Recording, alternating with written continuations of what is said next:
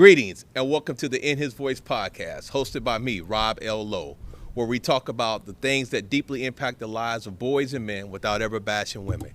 We talk about everything from the playground to the stadium, from the bedroom to the boardroom, and everything in between. And today's show, I brought back a guest that we had a couple weeks ago. We did a fantastic interview with him, childhood friend, 38 years. There was so much to cover in that one interview. I couldn't get it all done, so I promised him I would come back. And so this is part 2 of that interview. None other than my brother, Michael Ivan Brown, a.k.a. the Hat Ambassador. Thank you. I Mike, appreciate it, man. Hey, bro, listen. It's good to be back, man. Hey, man, I'm going to drop a video in this segment because before we started filming, I took a view of the background. Okay. All right. We're on your patio. Yeah. Here in Miami Beach. Right. Last time I was here, about 3 weeks now. 3 weeks now. About 3 weeks ago, we shot a podcast and we talked about the evolution of Michael Brown becoming the Hat Ambassador in that journey. Yeah. And something we couldn't talk about on the air. So I want to see if we're able to talk about it now. Okay. There was something you were working on, but we didn't put it on the air then because you were still working out the details of what's next for you. Okay. Are you able to share that now? Yeah. I kind of can talk about it. Just we didn't touch on it last time, but So kind of what's next for me is that here in the near future, within a month or so, I would say, I'll be starting a new position for a speakeasy cigar lounge that's going to be coming to Brickell in downtown Miami. The place is called Red Phone Booth. Yeah. And I will be the humidor attendant there. So really kind of my next journey in the cigar culture and in the cigar game, I kind of transitioning from the hat game to the cigar game, which actually is where it all started for me. Yeah. Back in Indianapolis at the tobacco shop back in the early 2000s. And now it's kind of coming full circle as where I'll be able to take my certification as a cigar sommelier and take that and be able to provide the best cigar experience you can have possible at Red Phone Booth in Brickell, Miami. Dude, you listen. I've never ever. You never ever cease to amaze me. Every time I talk to you, like your game just goes elevated. Like we're gonna talk about game, right? In this segment, for sure. So this segment, man, you talked about it last time I was here, and you talked about we talked about your book, and we talked about the release of my book, and so my book came out. So for those who remember, Mike's book, right? Hats and Cigars, Flaring and Pairing. So check that out. Make sure you cop it if you think you know about cigars. If you think you know about pairing drinks with a good cigar, and if you think you know about rocking the right hat, I promise you, when you read this, you're gonna realize how much you still have to learn. The dude's the guru. So check this out.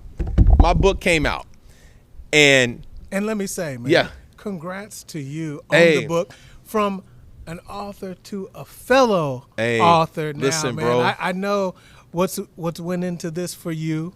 I got my copy the other day. Thank you, and bro. So I've started reading it to kind of really learn about what I didn't know about you. Yeah. You know what I mean? So it's amazing to be able to pick this book up and read it. So definitely I encourage anyone that wants to read a story of resilience and perseverance through all the ups and downs that you can go through in life and come out on top. This is the book that you need to get. Hey, bro, listen. So I wanted to say congratulations. I need to pay you for that one. That I need to pay, man. That listen, man, a 19-year journey. I worked with 5 or 6 writers over the years. And God surrounded me with 5 amazing people, 4 or 5, and I got to call them out, right? Because this is my first public interview that I'm doing, and really the podcast is about you. But we'll talk. This is the first thing that I've done publicly since the book has been out. a young lady named Aisha Masonette, Aisha, who lives in Tallahassee, Florida. Okay. A talented writer.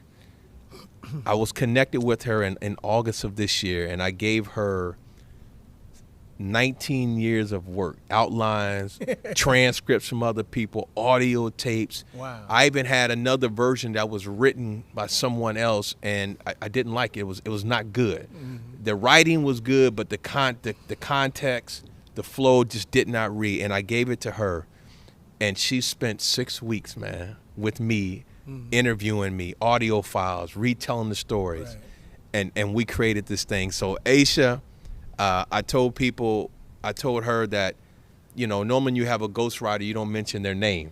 Mm-hmm. If you open up the cover of my book, it says her name, and I gave her co-writer credits, man, because that's how amazing she is. Mm-hmm. And so if any of you need a book written, she's the one.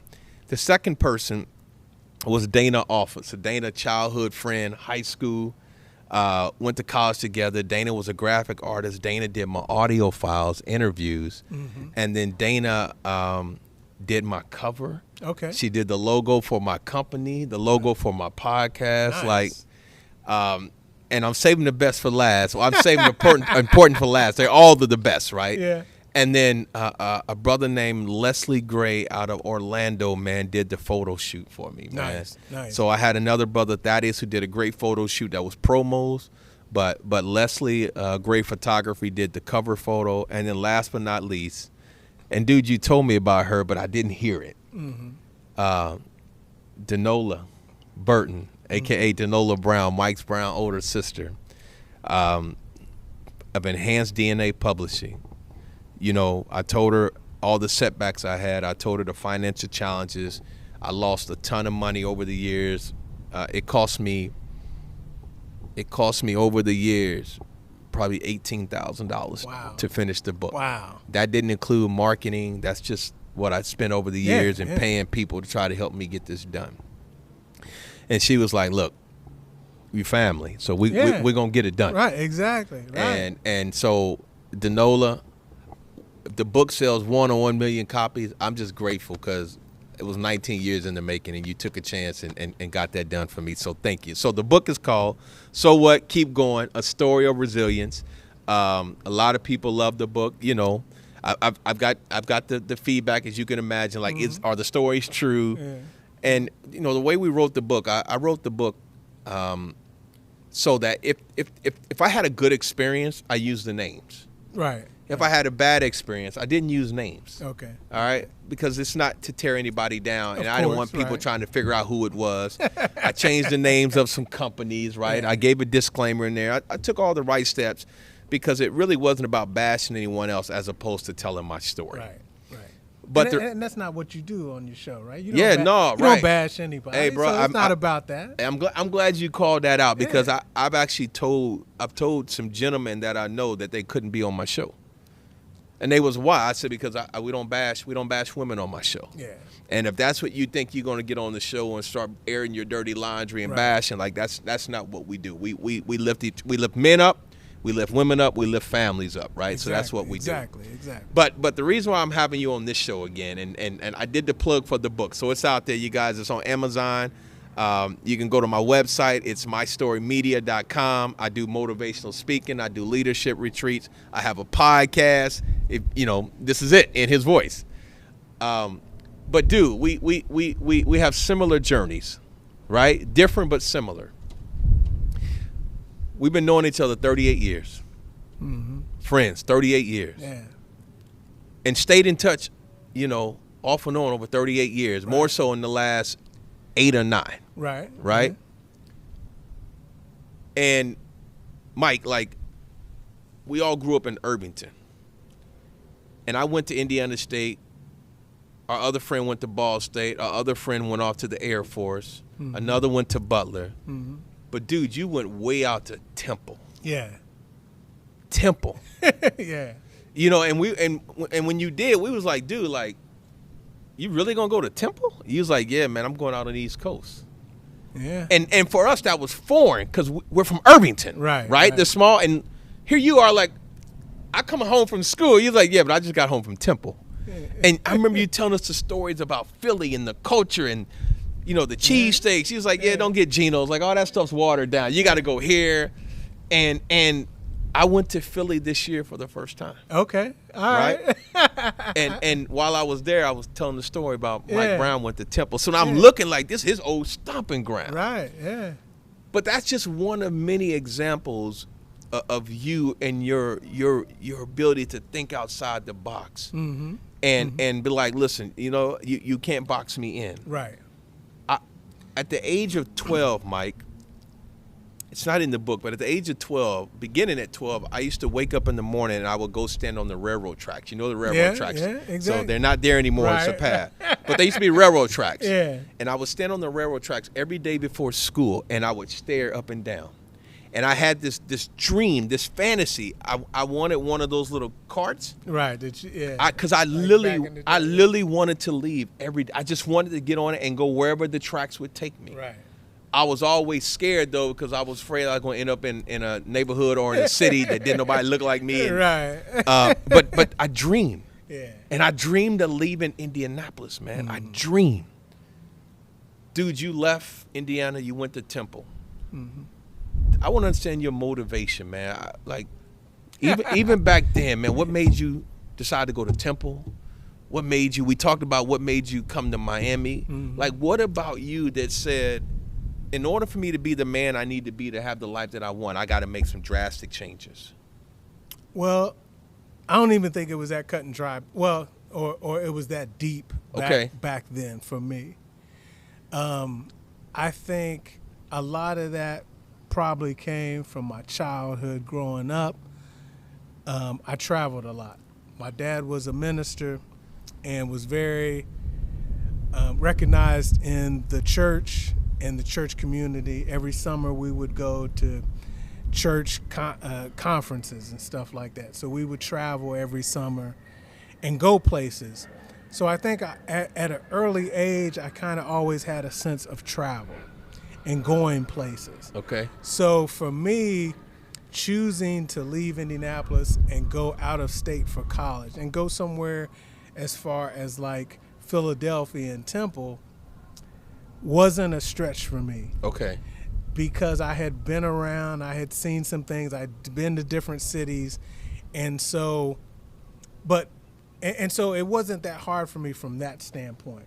But the main reason, the funny story, the main reason I went to Temple. Okay, I never knew this story probably. Let's hear. Was because, of course, because you know me, at a young age, going back to, I think it's when I can remember as a kid, I was always writing, and and so that writing turned into rapping.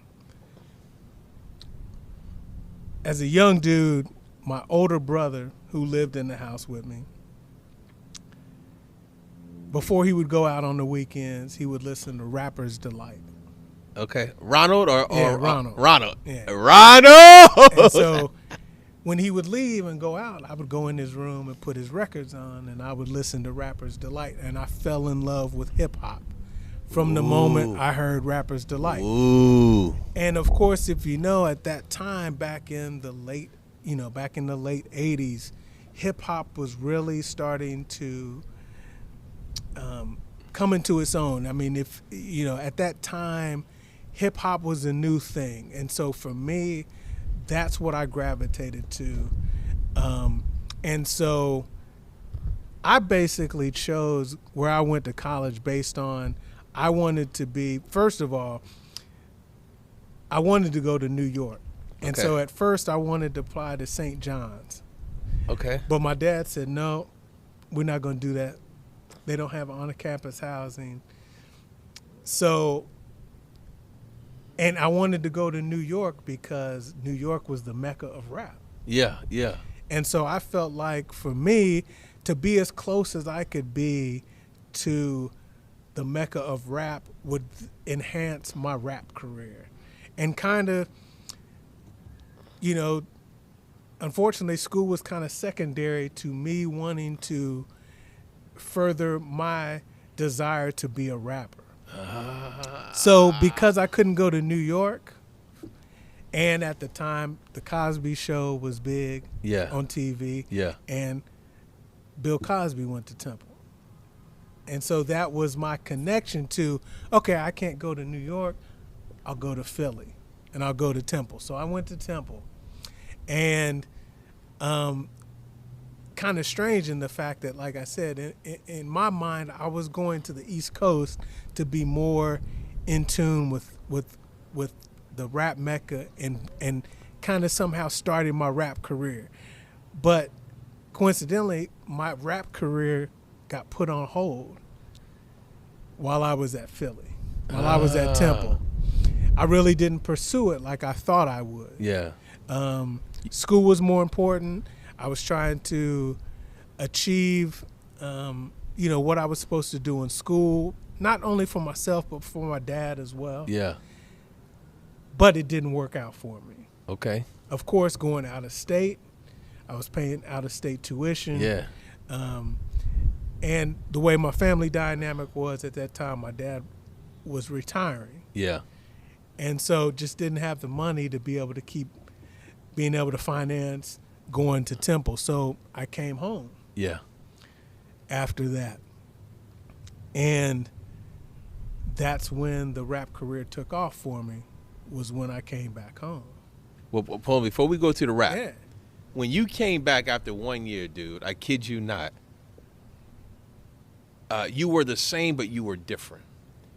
And what I mean by that is, it was clear to us that you had been exposed to a whole new culture, a whole new dialect, a whole new dress style. Like you came back, man, and like your whole demeanor was like, I would say those 2 years I spent at Temple, I grew up a lot.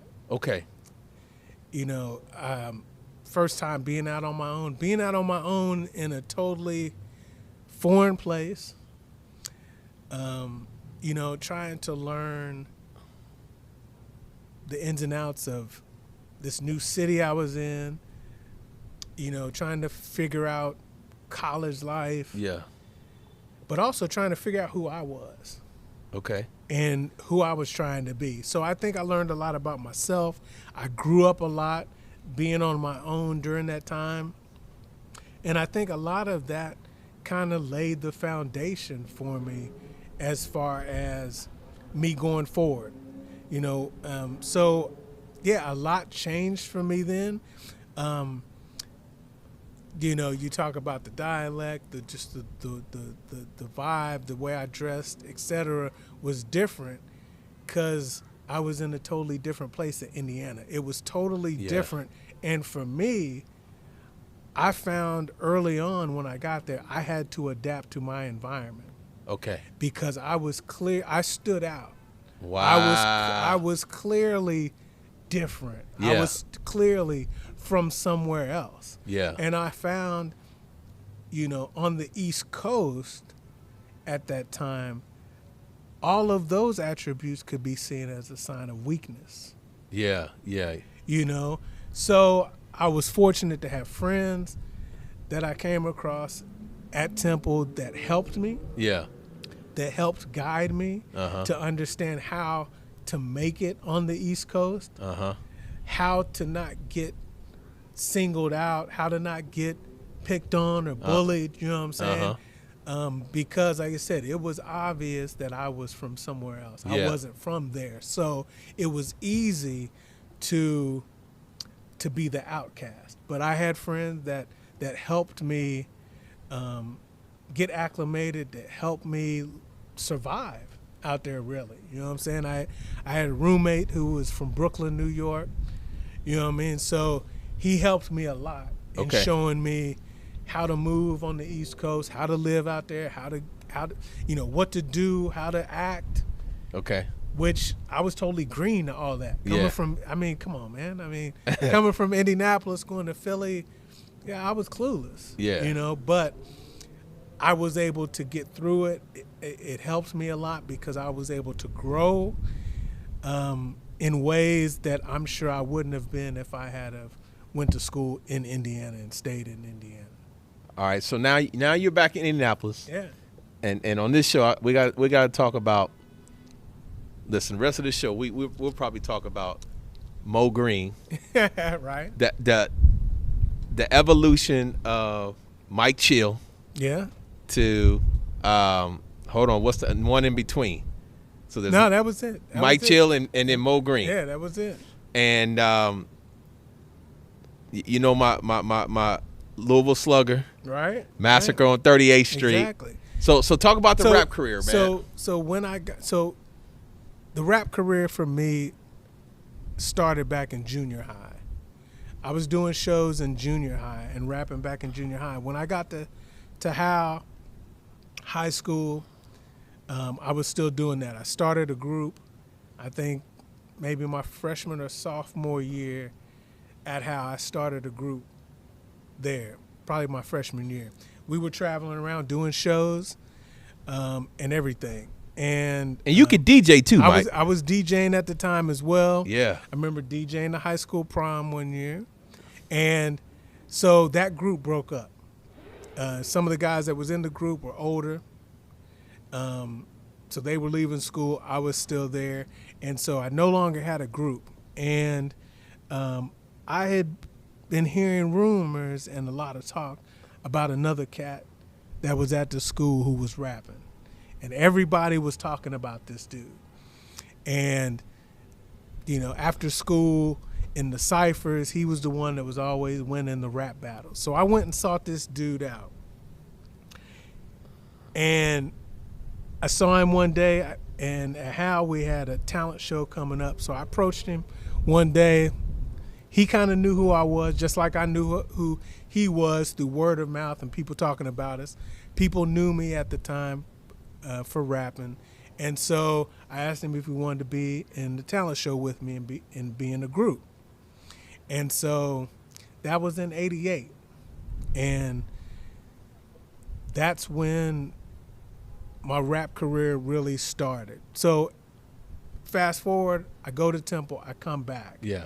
When I come back from Temple, tried to do my thing, tried to finish school, tried to work, etc.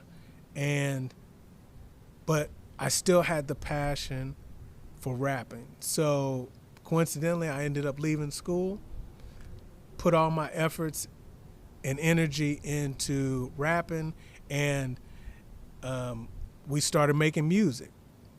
You know, if you hear my partner tell the story, he'll always tell you that as far as he's concerned, I'm the one that brought a structure to the rap game as far as me and him were concerned. He was always a battle rapper, but I always wrote songs. And so I kind of brought that to the table, in that anything we were doing, we were going to record songs. And so that's what we started doing. As you mentioned, when we first started, when I got back from Temple, we created the name of the group as being Dead on Arrival. Dead on Arrival. And so we were, and that was, like I said, 91, in 90, 91. So when gangster rap started hitting, NWA had came out, we created a group called Dead on Arrival, and we were going to be gangster rappers. Okay. Now, you know me, and you kind of know part of my life. I really wasn't in that gangster life. There were times, and there were people I associated with that were in the game, and I was involved in the game as well, but not to the extent that they were. Okay, right. I got you. But I was always right. I was in circles that allowed me to see what the game looked like. Okay, whether if it was here and there that I was in it, or seeing everybody else around me that was in it. And so that's where we took the material for our music from, was being in that. So we had songs early on like Massacre on 38th Street. That's my favorite. Louisville Slugger. My other favorite. Things like that. If you ever find them, dude, please remaster them and give them to me. We had an opportunity. We had got with some dudes who were willing to finance an album for us. Yeah. And so we got in the studio, started recording our first album that was released in 1994 under Dead on Arrival, called Putting in Work. Okay. And got some notoriety and acclaim from that album. We were in the local newspaper. Yeah. for that music, and so we were getting recognized locally for that music. But my eyes were always, I had aspirations not just to be a local artist, Yeah. but to be a nationwide artist, right? So that were always my aspiration and my plans to do. So being, getting some notoriety locally wasn't on my sight. That was cool, but that wasn't what I was trying to achieve. I was trying to go bigger than that. So after we released our first album, we were continuing to work and we're working on a new album. And we had gotten with some new people in terms of that were going to produce the albums and put together the financing for the music. And at that time, we decided on a name change. So we transitioned from, and back then, my rap name was Mike Chill. And so then we transitioned to the name of the group being Game Clinic. Okay. And I changed my rap name to Money Green. Money Green. And shortened that to be Mo Green, because a lot of what we did was we took our material or our persona from mafia movies. Okay. And from that mafia lifestyle. Okay. So if you remember the famous mafia movie Goodfellas, there was a character in that movie who was named Mo Green. And so I shortened the Money Green to Mo Green. Okay. And went off that. And so that's also what brought me to Miami Beach as well. Because I came to Miami Beach the first time in 1995 for a rap convention called How Can I Be Down Conference. Yeah. And when I got off the plane and I got to South Beach, I totally fell in love with it. And so I knew from that first time that I came down that Miami Beach was going to be my go-to place. So I think from 95 until I eventually moved here in 2015, I was coming to Miami Beach at least once or twice every year. Wow. And so for me, it was like, anytime I wanted to go somewhere, anytime I was ready to get up and take a vacation, I came to Miami Beach. 2 years straight we came in 95 and 96 for How Can I Be Down.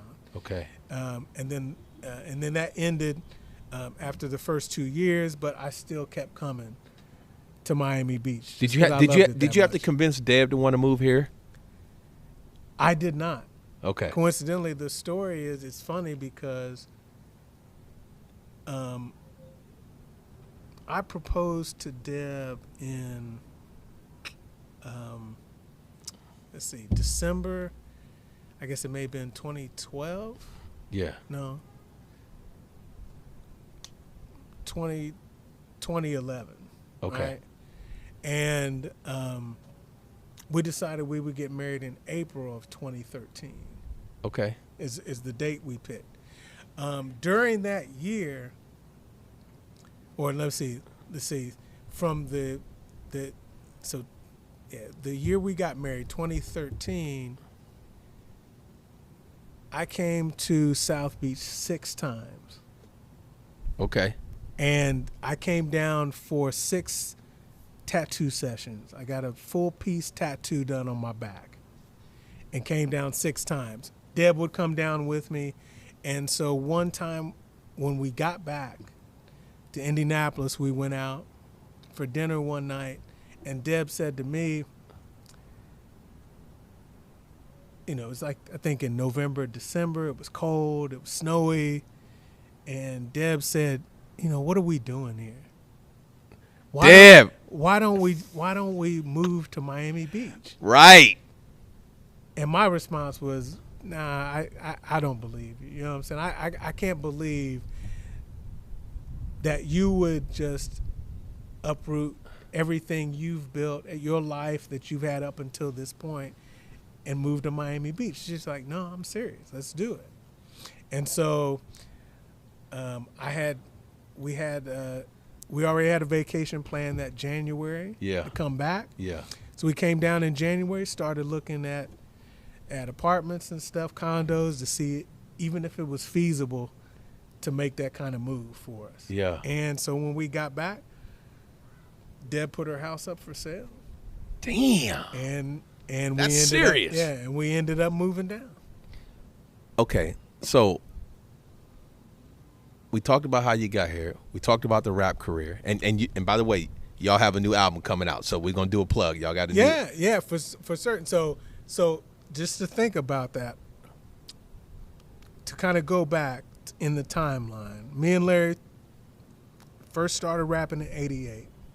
We put out albums in '94. We put out an album in '96, and we put out an album in 2002. The last time we had recorded was in 2002.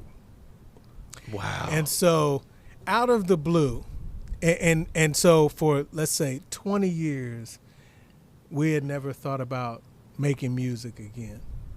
That was kind of, we had felt like, or at least I had felt like we were kind of past that. Yeah. That was a chapter of our life, but it wasn't something we were doing anymore. I was moving on to other things. I had other entrepreneurial things I wanted to do. I started my business, Hats and Cigars, and so that was taking off, and I wanted to focus on that. I didn't think about music at all. But a friend of ours that went to Howe High School with us, Sheridan, had reached out to me. As you know, Sheridan's a prominent DJ in Seattle. Okay. And he was coming out with an album in, I believe it was 2021, maybe. And so he reached out to me through social media and wanted to know if we would guest on one of the songs on his album. Really? And so I didn't. Oh. Yeah, and so he sent us the track, and so I had reached out to my partner Ray Scratch, the other part of Game Clinic, and we were like, yeah, we'll do it. So he came down to Miami. We got in the studio down here in Miami called House of Hits. Yeah. Which is a well-known studio down here. A lot of the top artists record there. And so we went in and recorded this song for Sheridan's album. And so getting back in the studio. You got that bug again. Oh, my God. It came back. I mean, everything. I heard it. Everything just came back. And so in that session, we recorded the song for Sheridan, but then we had more time available in the studio. So, of course, Ray Scratch, being the super producer he is, already had a track ready. Wow. And so he put the track on. We recorded the track. And so after that session, we were talking. It was like, man, I can't believe how good this stuff is sounding. It's almost like we never stopped. Yeah, yeah. You know, it's almost like 22 years. We hadn't left the studio one day, and it all just came back just like that. So we felt like we had to make the most of this opportunity, and we had to keep going. And so originally we were only planning to do an EP, Yeah. maybe 5 songs. So Ray Scratch would come back to Miami. We would get in the studio. We would record. And once we got to the 5 songs, we were like, man, this ain't enough. It's sounding too good to stop at 5. Yeah. And so we decided we would go ahead and record a full album. And so it's strange because usually in the creative process of creating our music and doing an album, we would always come in and have an idea before we would go in the studio. That's what would make us so proficient in the studio, is that we would always have everything mapped out ahead of time. Yeah. This time wasn't like that. What was funny about this was that the material for the album would just kind of come to me from different places out of the blue, whether it be I could just be in the car listening to the radio, Yeah. and something would come on, Yeah. and I'd be like, that sounds like a Game Clinic track. We need to do that track. And so the creative process was a little different, that then the album grew because songs started coming to me in ways that, like I said, weren't our norm, but they were coming to me. So I felt like they had to be a part of the album, that we couldn't stop at 5, that we needed to add more onto this project, Yeah. and create a full album. So we ended up finishing at 11 songs, and we're able to create a new album in 2023 that I would say is definitely the best work that we've ever done. Hey, listen, from what I heard, what you played for me, Yeah. incredible, dude. Yeah. Dude, incredible. Okay, so a couple things I got to get in before we wrap up. Sure. I left Indianapolis 28 years ago and vowed to never move back. Mm-hmm. You left Indianapolis, went to Temple, and then you came here, and you've been here 8 years. 8 years. Would you ever move back to Indianapolis? Never, no. Right? No. I mean, moving here, it's funny. I told Deb when we moved down, because, of course, moving down, we had to pack up a U-Haul and drive down. Yeah. And I told her that was the only time I would drive and make that drive was when we came down. Coincidentally, we did have to make that drive during the hurricane one year. Okay. But that's the only time. So my mentality when we initially came was that I was coming for good. Yeah. And I wasn't going back no matter what. It's weird you say that because, I've lived in 11 or 12 cities since I left Indianapolis. I went back and worked there for 2 years, and then I quit my job cold turkey, man. I came back because I wanted to be an entrepreneur. Right. I wanted to do the podcast. I wanted to finish the book. I wanted to be home with Robin. Mm-hmm. But I knew I didn't want to be there, man. Right, And it's not that it's not that I don't like the people in Indianapolis, and it's not that I don't like the city. I just didn't grow. Mm-hmm. Like, I felt like for me to become who I am, I had to leave. And for me, I always kind of felt like, and I think this also played in some reason why I went to Temple, but I always, to me, felt like I was bigger than Indianapolis. Yeah. Like, to me, Indianapolis constrained me. It didn't allow me to be my full potential and who I really could be. And I would say that played out pretty well in the sense of, since I've been in Miami, I think that has been able to flourish, and I've really been able to come into my own and really showcase who I can be and what I can do. So I think for me, it's been the best move I could have ever made. Now, I'd be remiss if I didn't ask how Malachi's doing. Malachi's well, man. I mean, he spent some time down here with us this summer. And that's your son? Yeah. Yeah, okay. That's my only child. Yep. My son, love him to death. And he's back in Indianapolis now. Yeah. He's doing his own thing. Did he get color eyes like you? Yeah, he's got his are more green than mine. Yeah. But yeah, he's got the eyes. And he's in the music game as well. Okay. So kind of following in them same footsteps. He records and makes music on his own, as well as he's engineering and producing other artists. Did you teach him that, or he just learned on his own? I did not, but I think really, some of that probably comes from seeing me do it. Okay. And him just kind of being around that. I mean, when he was little, just a toddler, young, he was going to the studio with us when we were recording our album Daisy Cutters. He was at the studio a lot of the times with me. So, just kind of seeing that and just kind of, me as a parent kind of instilling in him a love for music. Yeah.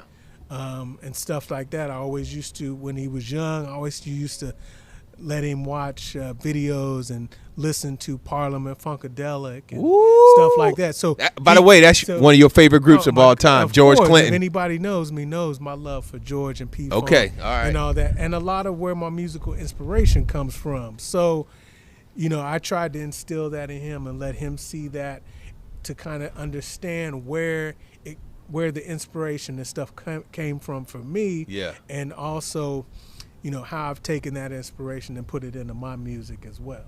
So before we wrap up, I usually, when I have conversations like this, I usually finish with this last question. Yeah. You've done a lot of cool stuff. You've been a lot of places. Dude, you've done tours with Davidoff. You've been to France.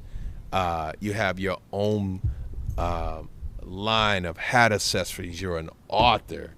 Dude, you're about to be the premier person at a speakeasy. Like, you're a fashionista. When you walk in the room, people know who you are, right? In this world, People know you. Dude, you live in a condo overlooking the bay in downtown Miami. Like, people come here for vacation. You live here. Right. Right? Mm-hmm. So my question for you, everything that you've done, everything you've achieved, if you could go back and talk to Michael when he was 14 years old, starting Howe High School, what would you tell him? Wow. That's a good question. I mean, like the question, you know, if you knew then what you knew now, you know what I'm saying? So, wow, what would I tell myself? It would probably be that no matter what you're going to go through in life, the ups and downs, the obstacles that you will face, no matter what, you're going to come out of it and everything's going to be all right. Woo. Because, I mean, really for me, that's kind of how my life has been. As far as, you know, of course, just what life throws at you.